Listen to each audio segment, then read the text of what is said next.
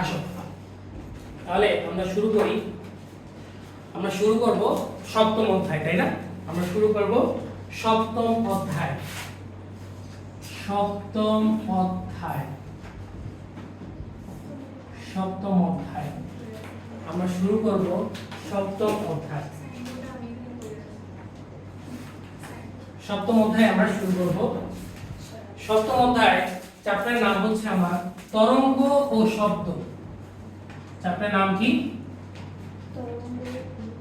তরঙ্গ ও শব্দ।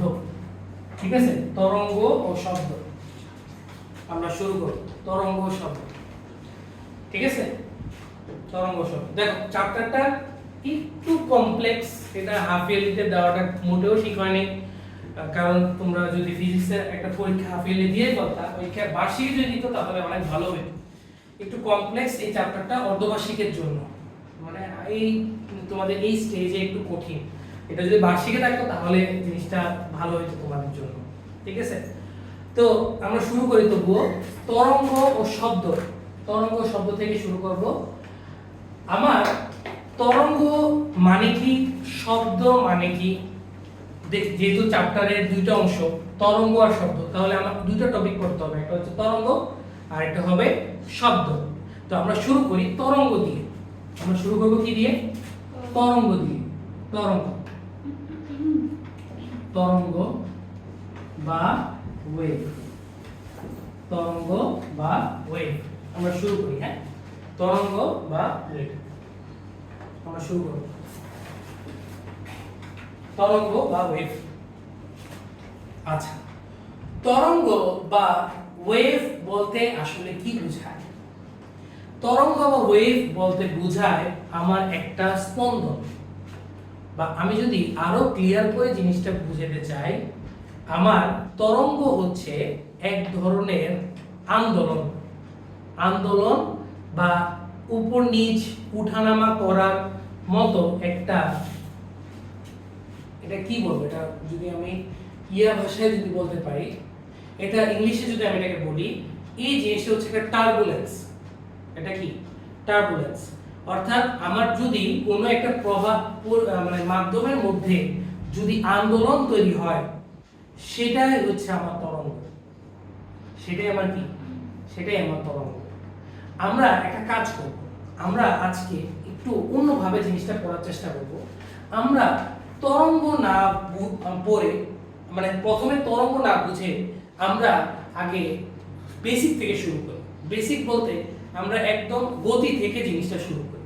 কারণ তরঙ্গ আন্দোলন, আন্দোলন মানে উপর নিচে ওঠানামা করবে, নিচে উপর নিচে ওঠানামা করবে, তাহলে গতি আছে না তার মধ্যে? তো আমাদের শুরু করতে হবে শুরু থেকে, একদম আমরা যদি শুরু থেকে শুরু করি তাহলে গতি থেকে আমাদের শুরু করতে হবে। এবং কোন গতি? আমরা শুরু করব পর্যায়বৃত্ত গতি থেকে। কোন গতি থেকে শুরু করব? পর্যায়বৃত্ত গতি থেকে। তাহলে আমরা একটা কাজ করি, আমরা এই হেডলাইনটা মুছে দিই, এটা মুছে দিই এবং আমরা একদম শুরু থেকে শুরু করব পর্যায়বৃত্ত গতি থেকে। তাহলে তোমাদের জন্য বোঝাটা সহজ হবে। হ্যাঁ, শুরু থেকে শুরু করব, এটা দাও। আমরা শুরু করব পর্যায়বৃত্ত গতি থেকে। পর্যায়বৃত্ত,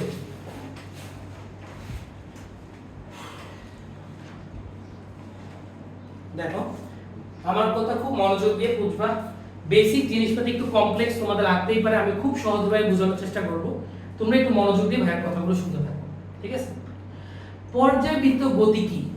দেখো, পর্যায়বৃত্ত মানে পর্যায়ক্রমিক ভাবে ঘুরবে। কিভাবে ঘুরবে? পর্যায়ক্রমিক ভাবে জিনিসটা ঘুরতে থাকবে।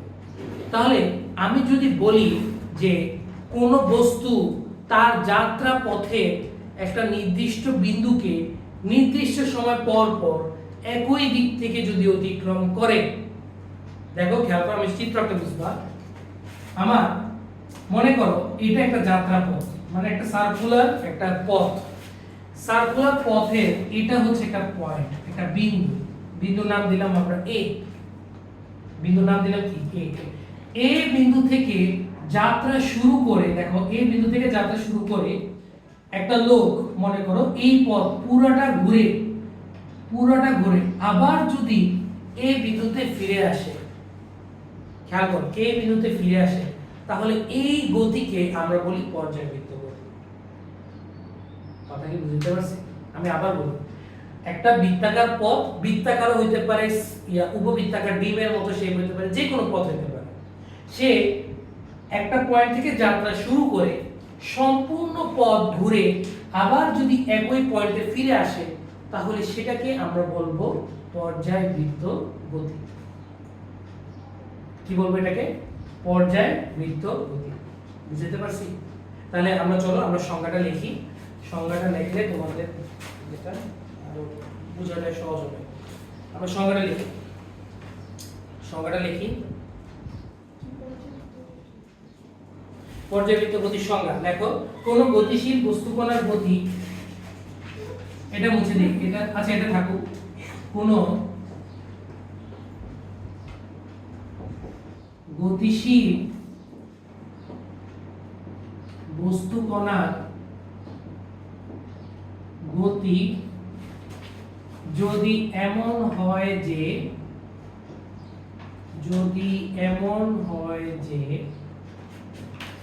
এটি এর গতিপথের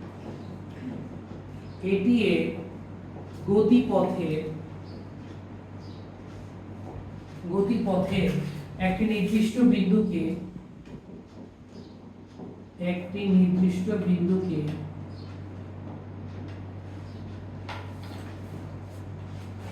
নির্দিষ্ট সময় পর পর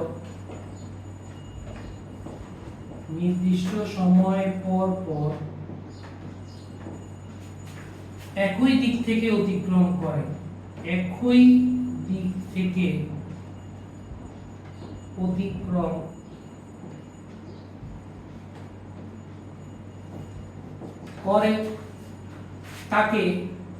তাকে পর্যায়বৃত্ত গতি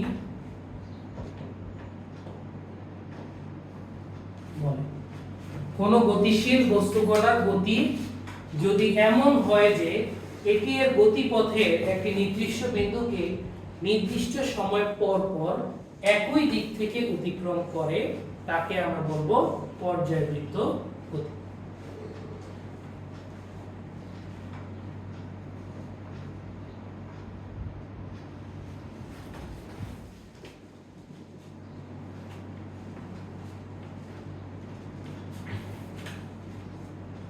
না বুঝলে ভাইকে কোশ্চেন করতে পারো, কোন আজকে এক নম্বর লেকচার, আজকে তো চ্যাপ্টার শুরু হয়েছে। লেকচার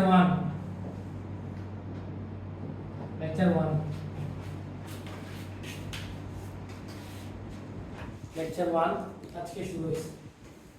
কোন গতিশীল বস্তুকণার গতি যদি এমন হয় যে এটি এর গতিপথের একটি নির্দিষ্ট বিন্দুকে নির্দিষ্ট সময় পর পর একই দিক থেকে অতিক্রম করে, তাকে আমরা কি বলতেছি? পর্যায়বৃত্ত গতি। যেমন এটা তো একটা एग्जांपल দিলাম, একটা বাস্তব एग्जांपल দাও তো পর্যায়বৃত্ত গতি। তোমার মাথায় যেটা আসে, ফ্যান হইতে পারে না? ফ্যান একটা নির্দিষ্ট বিন্দুকে নির্দিষ্ট সময় পর একই দিক থেকে অতিক্রম করতেছে, ফ্যান হইতে পারে না? ফ্যানের পাখার গতি ঘূর্ণন গতি হইতে পারে। বা আরেকটা एग्जांपल দাও, কোনটা হইতে পারে? ঘড়ির কাঁটার গতি। यस, ঘড়ির কাঁটা। এই যে ঘড়ির কাঁটা দেখো 12 পয়েন্টটাকে একই দিক থেকে অতিক্রম করবে বারবার। 12 লেখাটাকে আমি যদি 12 কে এই বিন্দু ধরি, তাহলে এই বিন্দুকে 12 কে সে একই ডাইরেকশন বরাবর অতিক্রম করতে থাকবে, তাই না? একই দিক থেকে, ডাইরেকশন কিন্তু উল্টো হতে পারবে না। সে যে এই বিন্দুতে ফিরে আসবে, তাকে অবশ্যই একই দিক থেকে ফিরে আসতে হবে, বিপরীত দিক থেকে হলে হবে না। তাহলে আমরা एग्जांपल লিখব, যেমন ঘড়ির কাঁটার গতি,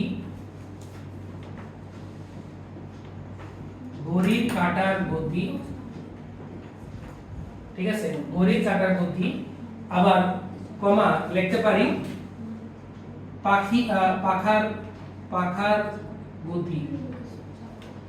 পাখার গতি, এগুলো আমার পর্যায়বৃত্ত গতির মধ্যে পড়ে।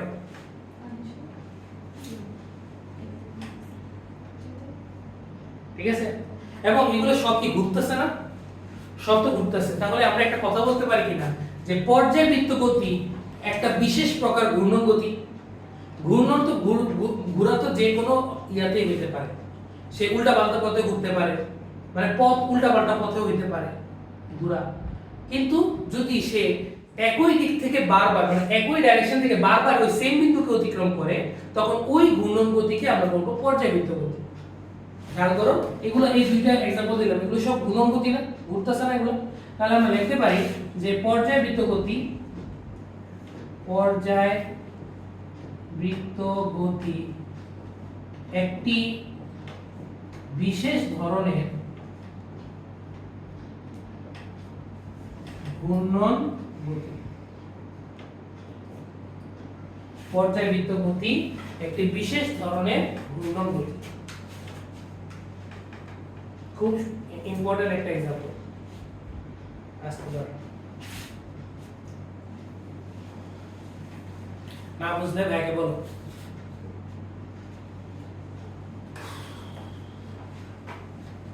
না বুঝলে ভাইকে বলতে পারো।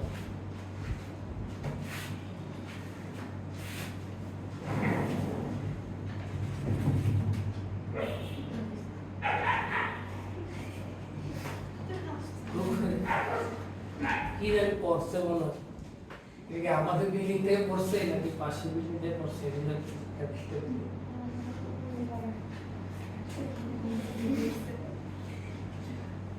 আচ্ছা তাহলে এটা বুঝে গেছি কিনা, ক্লিয়ার? এবার আসো আমরা 2 নাম্বার যে টপিকটা পড়বো সেটা হচ্ছে পর্যায়কাল। এইটা পর্যায়কাল বা টাইম পিরিয়ড। দেখো সবাই, আমি সংজ্ঞাটা বুঝে দিই, সংজ্ঞাটা আর কোনো কাজ নেই। আমরা লিখি যে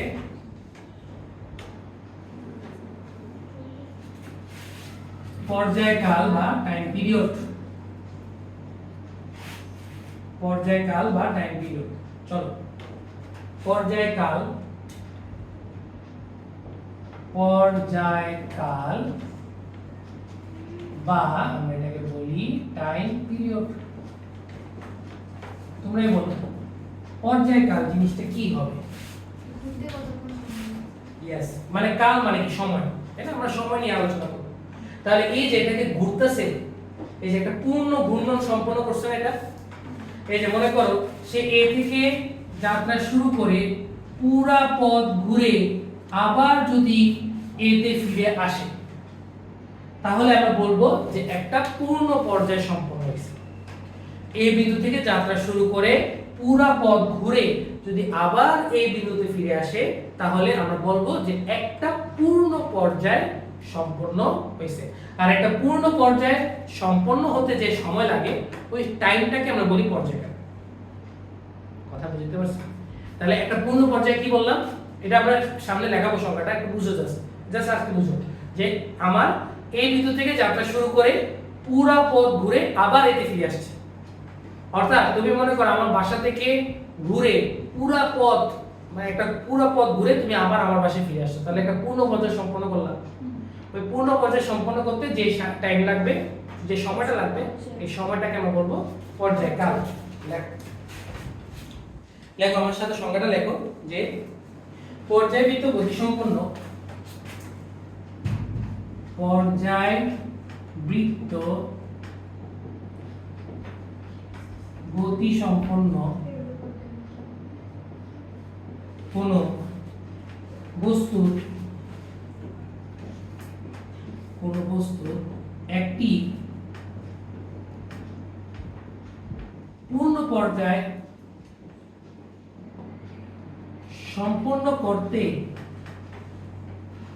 পূর্ণ পর্যায় সম্পন্ন করতে যে সময় লাগে, তাকে পর্যায়কাল, এটাকে আমরা ক্যাপিটাল টি দ্বারা প্রকাশ করি, পর্যায়কাল বলে। পর্যায়বৃত্ত গতিসম্পন্ন কোন বস্তুর একটি পূর্ণ পর্যায় সম্পন্ন হতে যে সময় লাগে তাকে আমরা কি বলবো? পর্যায়কাল।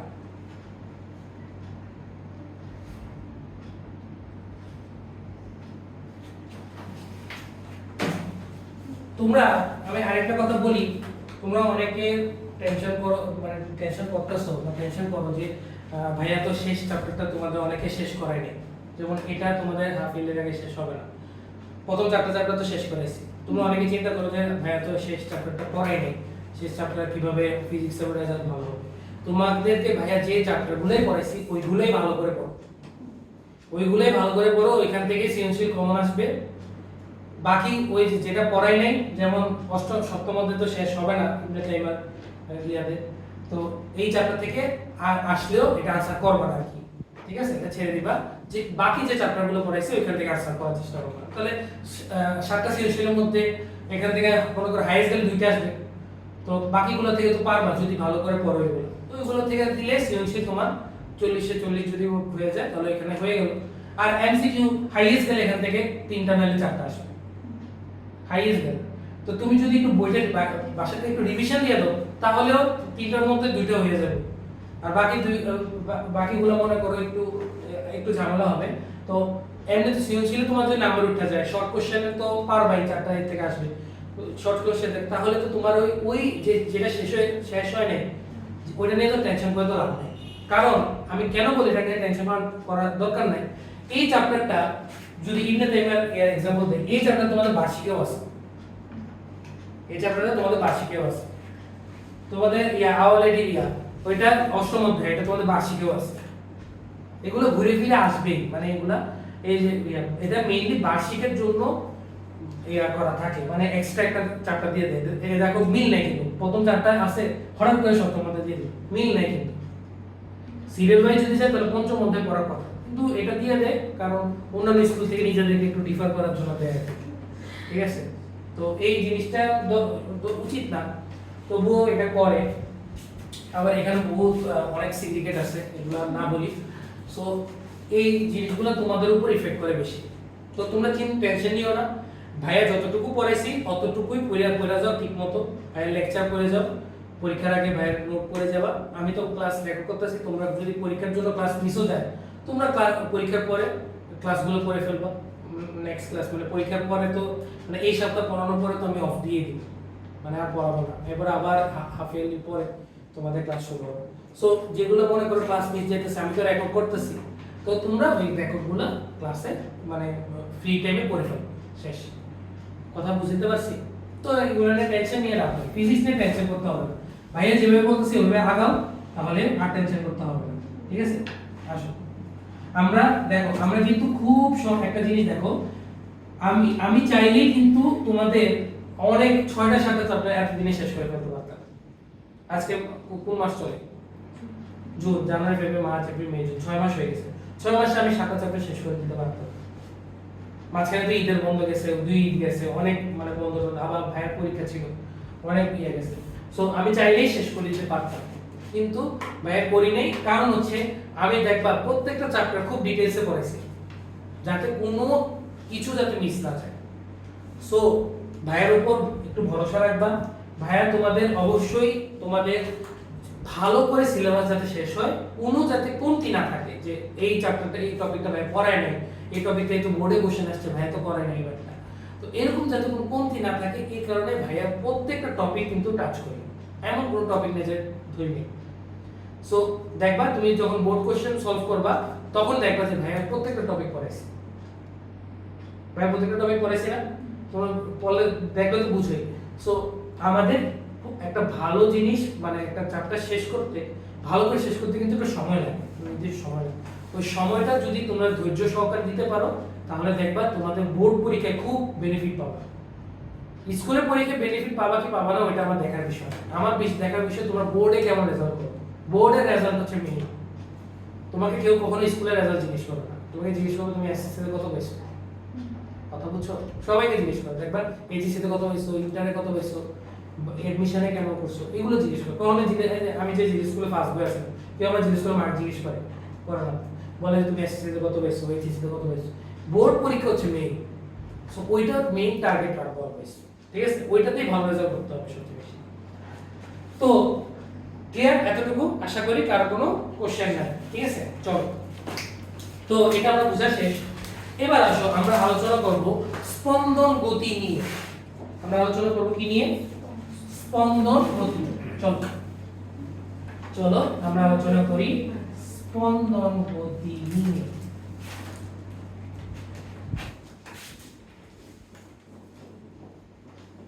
স্পন্দন গতি, ঠিক আছে? স্পন্দন গতি, এটাকে ইংলিশে বলি আমরা হারমোনিক মোশন। এটার নামটা মনে রাখতে হবে, হারমোনিক মোশন।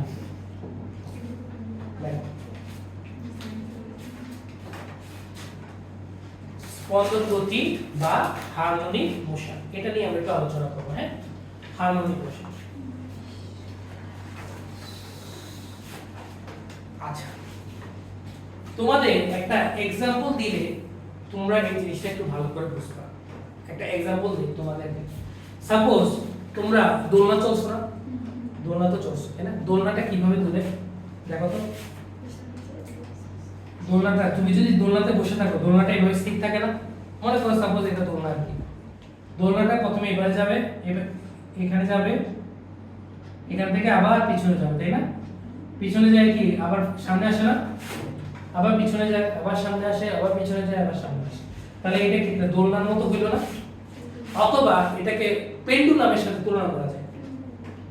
ঘড়ির পেন্ডুলাম দেখবা, বড় বড় ঘড়ির নিচে পেন্ডুলাম এভাবে দুলতে থাকে, তাই না? এটা পেন্ডুলামের সাথে আমরা তুলনা করতে পারবো। তাহলে খেয়াল করো যে এটা আমি এই যে এটা তার যাত্রাপথ, তাই না? এই যাত্রাপথের বাইরে কি সে যায়? দোলনার এটাই তো তার যাত্রাপথ, এটা তো তার যাত্রাপথ। এই যাত্রাপথের একটা পয়েন্ট আমি ধরলাম, সাপোজ এ পয়েন্ট, একটা পয়েন্ট ধরলাম এ। এ থেকে আমি যদি দোলনাকে ছেড়ে দিই, খেয়াল করো, এ থেকে আমি যদি দোলনাকে ছেড়ে দিই, সে কোন পথে যাবে? তুমি নরমালি চিন্তা করো জিনিসটাকে। সে এ থেকে ছেড়ে দিলে সে আস্তে আস্তে আস্তে আস্তে এখানে আসবে। এখানে এসে কি থেমে যায় দোলনা? কখনো থামে না, সে আরেকটু উপরে যায়। এই উপরে যায় কার কারণে বলো তো? পড়াইছি কিন্তু চিন্তা করো কেন যায়? এখানে এসে থামে না কেন? এখানে এসে থামে না কেন? আর উপরে যায়, উপরে যায় কিসের কারণে? গতির কারণে। হ্যাঁ, গতি কি? এটা গতি জড়তার কারণে। ওর মধ্যে জড়তা আছে না, গতিশীল থাকার প্রবণতা আছে না? সো সে এখানে এসে তো থেমে যাবে না, সে এখানে এসে আবার, খেয়াল করো আমার এই পয়েন্টে এনার্জি আর এই পয়েন্টে এনার্জি কিন্তু সেম। শক্তি নিত্যতাতে আমি পড়াইছি, সরল দোলক পড়াইছি না? কিন্তু সরল দোলক দেখছো যে একটা চাপের সাথে আরেকটা চাপে কানেক্টেড। তো এটা সরল দোলক, এই থেকে যাত্রা শুরু করে সে এবার এখানে আসলো। এখানে এসে থেমে যাবে না, গতি জড়তার কারণে সে এখানে আসছে।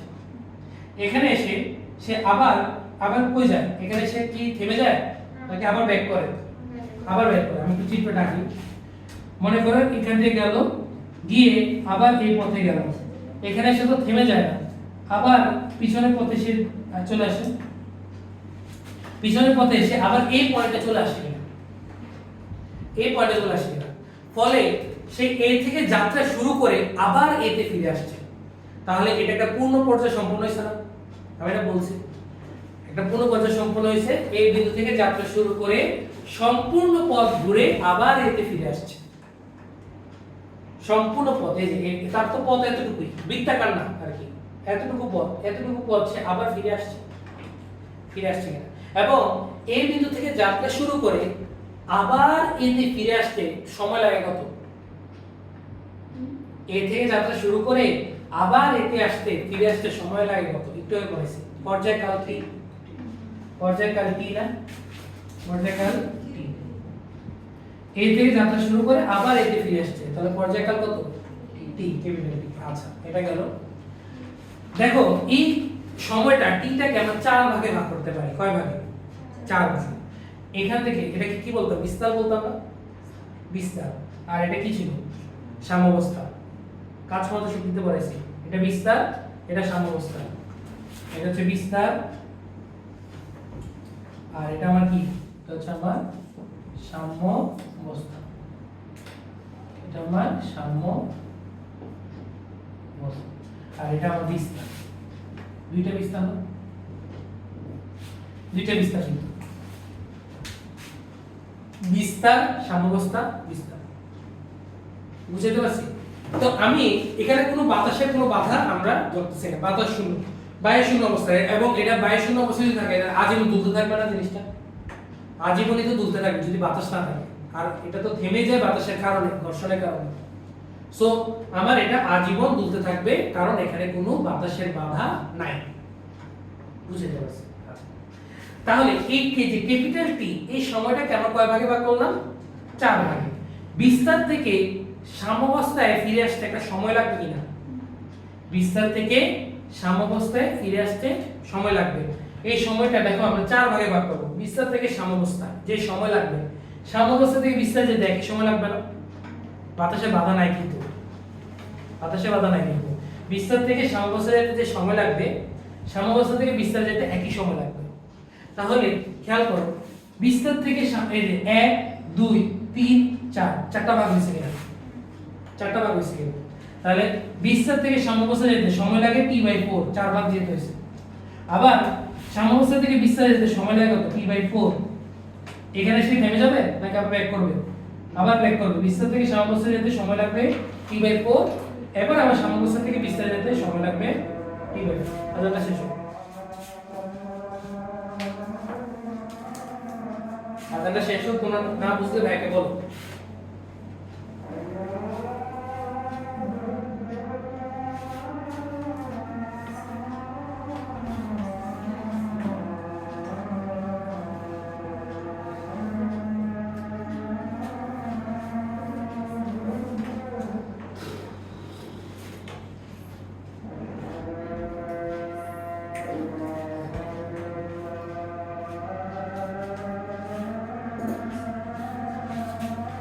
আমাদের পরীক্ষা কয়টা ছিল? 2:34 থেকে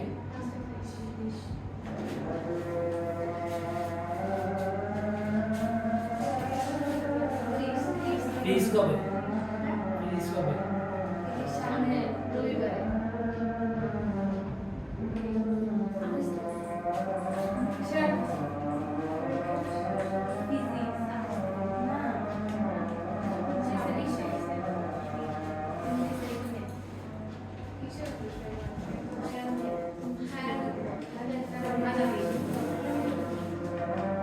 বুঝতে আছে? এই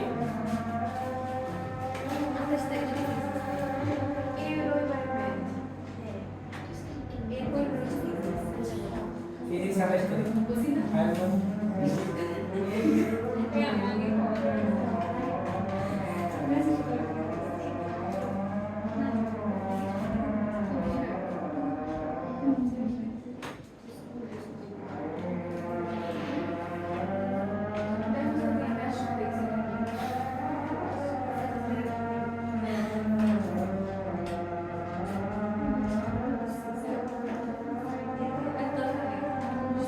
যাক, ফিজিক্সের আগে 2 দিন বন্ধ আছে।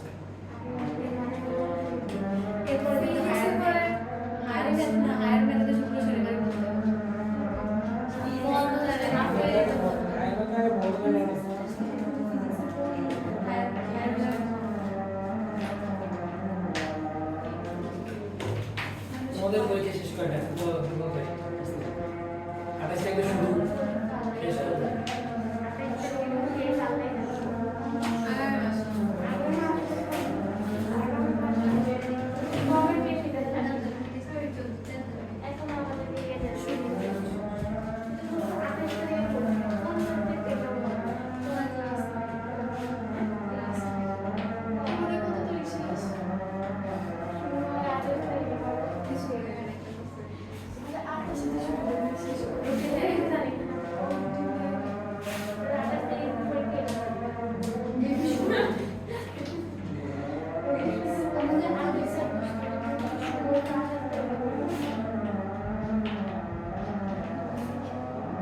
তোমাদের পরীক্ষা শেষ কত তারিখ?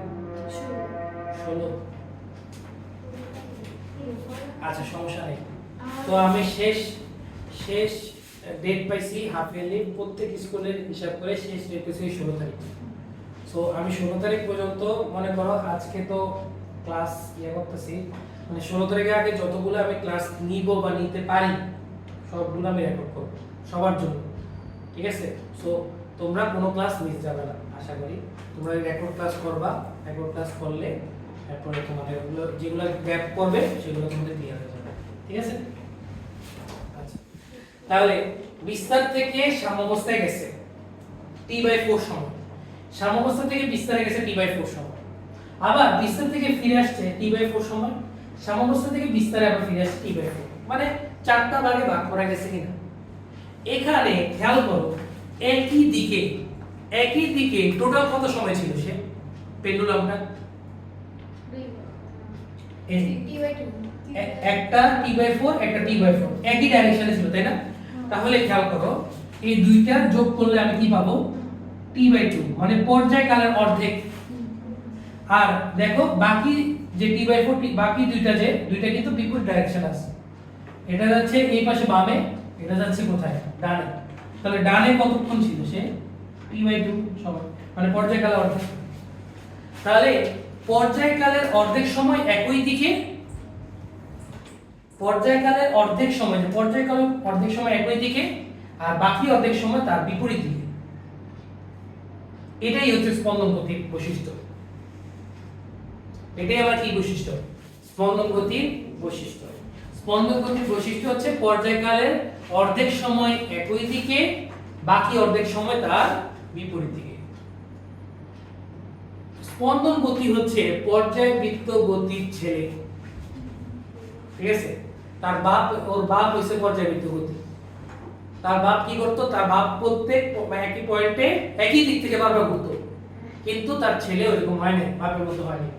সে তার উল্টা পথে গেছে, মানে অর্ধেক সময় একই পথে গেছে, মানে বাপের অর্ধেক পাইছে, বাকি অর্ধেক সে তার নিজের মতো করে চলছে বিপরীত দিকে। এইটাই হচ্ছে দুইটার মধ্যে ডিফারেন্স, এই দুইটা গতির মধ্যে ডিফারেন্স, বাকি সব কিছু সেম দুইটা গতি। তাহলে আমরা সংজ্ঞাটা লিখি, কথা কি বুঝাতে পারছি? এই যে এত কিছু বললাম জাস্ট সংজ্ঞাটা বোঝানোর জন্য, সংজ্ঞাটা লেখো, এরপর বুঝবে। সংজ্ঞাটা লিখি, কোন পর্যায়বৃত্ত গতিসম্পন্ন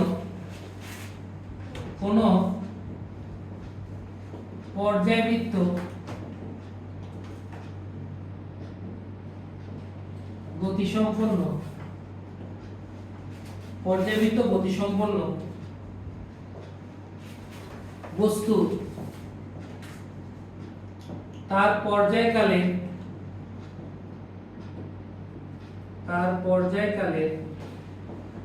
অর্ধেক সময়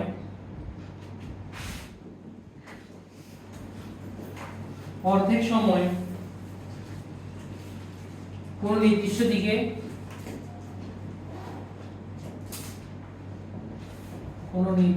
দিকে এবং বাকি অর্ধেক সময় পূর্বের বিপরীত দিকে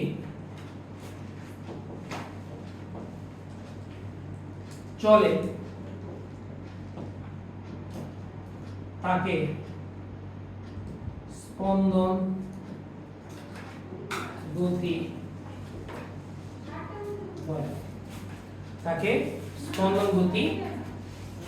বলে। কি মাথা 6টাই না 7টাই না, 6টা থেকে 7টা না, সমস্যা নাই, এত রেকর্ড করতেছে, তুমি রেকর্ড করে নিও। কালকে কিন্তু 6টায়, ঠিক আছে?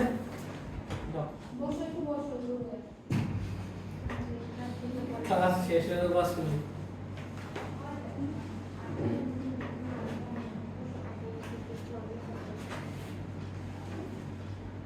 ক্লিয়ার কিনা দেখো, কারো কোনো কোশ্চেন থাকলে ভাইকে বলো। সংজ্ঞাটা বুঝো, সংজ্ঞাটা দেখো আর ভাইয়ের এটা দেখো, এটা মুছে দিও। কোন পর্যায়বৃত্ত গতি সম্পন্ন বস্তু, বললাম না তার বাপ পর্যায়বৃত্ত গতি, তাহলে এই সংজ্ঞার মধ্যে তার বাপের কথা আসছে, তাই না? যে আমাদের নামের আগে আমাদের বাপের নাম আসে না, এরকম যে ফাতিমা বিনতে মোশাররফের মেয়ে ফাতিমা, তাই না? সাকিব আল হাসান, হাসানের ছেলে সাকিব, তাই না? এরকম আর। তো কোন পর্যায়বৃত্ত গতিসম্পন্ন বস্তু তার পর্যায়কালের অর্ধেক সময়, মানে t/2 অর্ধেক সময় নির্দিষ্ট দিকে, বাকি অর্ধেক সময় পূর্বের বিপরীত দিকে চলে, তাকে আমরা কি বলি? স্পন্দন গতি বলা হয়। বুঝতে পারছি? কারো কোনো কোশ্চেন আছে এখানে? তারপর কোশ্চেন। এখন আসো, তার একটা ছেলে আছে, তারও একটা ছেলে আছে। এটা যদি আরো ভাঙি, তখন ওর ছেলের নাম আসে সরল ছন্দিত স্পন্দন গতি। মা নাই কোনে এমনি হইতেছে, মা নাই কোনে। তাহলে এটার কি আছে? এটার একটা ছেলে, এই ছেলে হচ্ছে সরল ছন্দিত স্পন্দন গতি। তাহলে সরল ছন্দিত স্পন্দন গতি, এটাই আমাদের মেইন পড়া, এই চ্যাপ্টারে মেইন পড়া এটাই, সরল ছন্দিত স্পন্দন গতি। তো সরল ছন্দিত স্পন্দন গতির মধ্যে এই বাপের সব বৈশিষ্ট্য থাকবে না? অবশ্যই থাকবে, কিন্তু তার কিছু নির্দিষ্ট আরো কিছু ক্যারেক্টারিস্টিক থাকবে, বৈশিষ্ট্য থাকবে, আলাদা বৈশিষ্ট্য থাকবে, এই কারণে তো তাকে আলাদা করা হয়েছে। তাহলে আমরা লিখি এটা আমাদের শেষ টপিক আজকে, সরল ছন্দিত স্পন্দন গতি। বুঝি না? অবশ্যই সব বৈশিষ্ট্যই থাকবে তারপর। তোমার মধ্যে তো তোমার বাবা, তোমার দাদা, তোমার পরদাদা যত আছে সব কিছু গোষ্ঠী বৈশিষ্ট্য আছে না, এরকম। তাহলে লেখো, লেখো আজকে শেষ টপিক, সরল ছন্দিত স্পন্দন গতি। ইংলিশে আমরা এটাকে বলবো সিম্পল হারমোনিক মোশন। সরল ছন্দিত স্পন্দন গতি বা simple harmonic motion, simple harmonic motion. ছন্দিত, ছন্দন, ছন্দন হয়েছে, টার্বুলেন্স বললাম যে স্পন্দন। আচ্ছা, আজকে এটাকে বুঝাবো না, এটা বুঝাবো কালকে। আজকে জাস্ট এটা বলে দিই, সংজ্ঞাটা লেখো না, সাথে সাথে সংজ্ঞাটা লিখতে হবে, আর আজকে আর ব্যাখ্যাটা বলবো না, সংজ্ঞাটা লেখো। যদি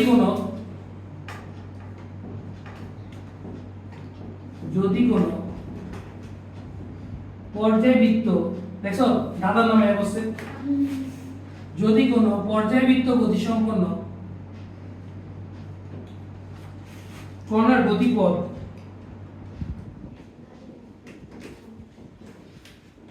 গতিপথ সরলরৈখিক হয়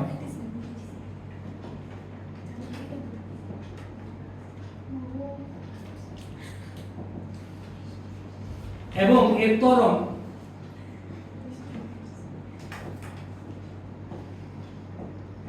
ত্বরণ সাম্যাবস্থান হতে এর সরণের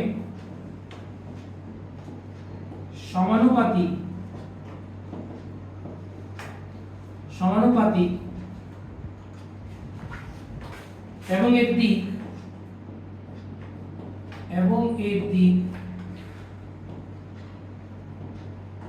সর্বদা সাম্যাবস্থান অভিমুখী হয়,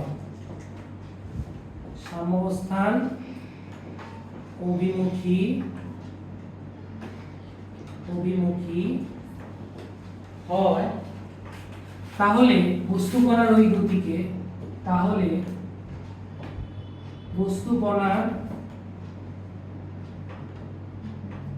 ওই গতিকে সরল ছন্দিত স্পন্দন গতি বলে, সরল ছন্দিত স্পন্দন গতি বলে। বুঝা লাগবে না কি লেখাইছি যা লেখাইছি সুন্দর করে তুলে হলো, এটা আমরা নেক্সট ক্লাসে কালকে সুন্দর করে দেবো, ঠিক আছে।